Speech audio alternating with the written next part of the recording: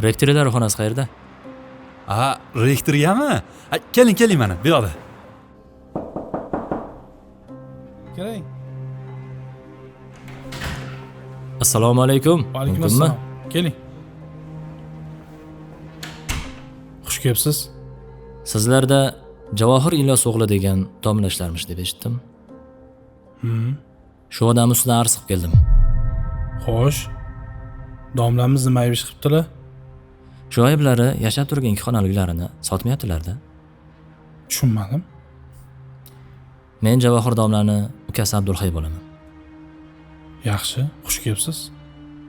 Mana 10 yildirki Javohir akam siz rahbarlik qilib turgan ushbu universitetda ishlayaptilar. Ishlari sizga ma'qulmi? Javohir domla o'z sohasini olimi hisoblanadi.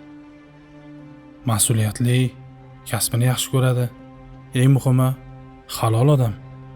Mana shunday odam nima ayb ish qilgan bo'lishi mumkin? Shuni tushunmayapman. Shukr.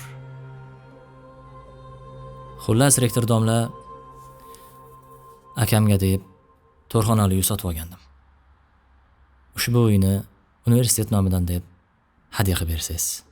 Abdulhay aka, ochig'i sizni tushunmayapman. Bir arz qilib keldim deysiz, bir to'rxonali uy berishim kerak deysiz. Sal tushuntiribroq gapiring. Men akamning fe'lini juda ham yaxshi bilaman.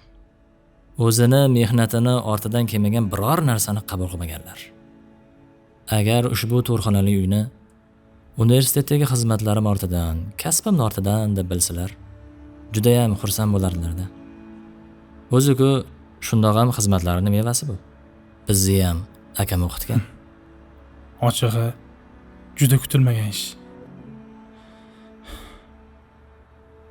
Siz olimlarni, o'qituvchilarni shu darajada hurmat qilibsiz. Umid qilamanki, sizning farzandlaringizdan ham ko'p olimlar, ziyolilar chiqadi.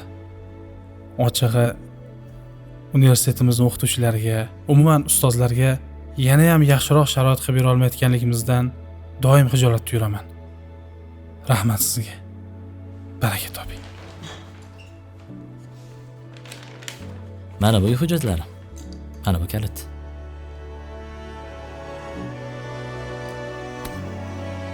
Rahmat. Salomat bo'ling.